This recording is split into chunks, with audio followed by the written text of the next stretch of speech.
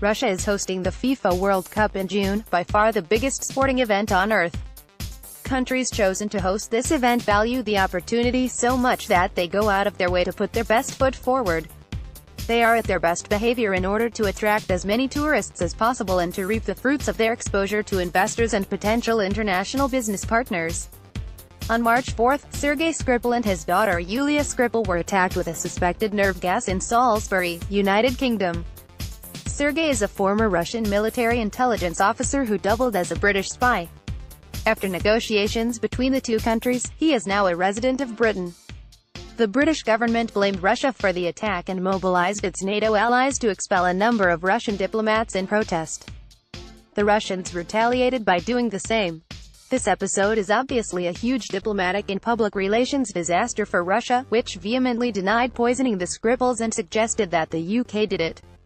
The questions come to one's mind thick and fast. Why would Russia do this at this particular point in time?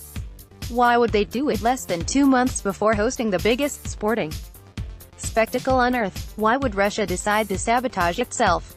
Are Russians that stupid? Then there was a reported chemical attack on residents of Doma, an enclave near Damascus in Syria, occupied by rebels.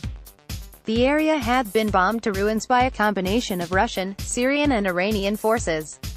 Like their counterparts in neighboring areas of eastern Ghouta, the rebels in Doma had negotiated an exit plan with the Russians that would see them relocating to another part of the country. At the time of the alleged attack, the rebels and their families were in fact in the process of leaving.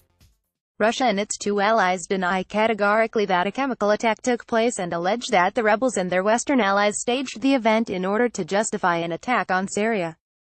The rebels are supported with weapons, training and advice by Western countries to fight the Syrian government.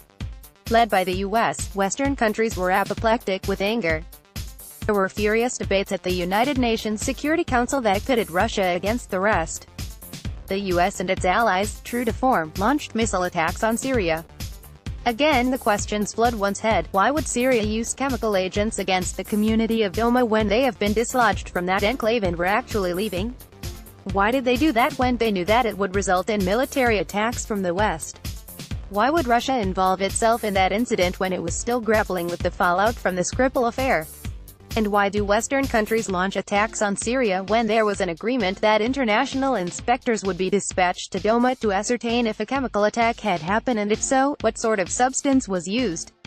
Given that the credibility of the US and its allies is almost non-existent, especially when it comes to the Arab world, why should we believe them? Don't we still remember how they invaded Iraq under the pretext of going to destroy weapons of mass destruction, while fully aware that such weapons did not exist? Isn't Iraq the mess it is today because of their cruel misadventure?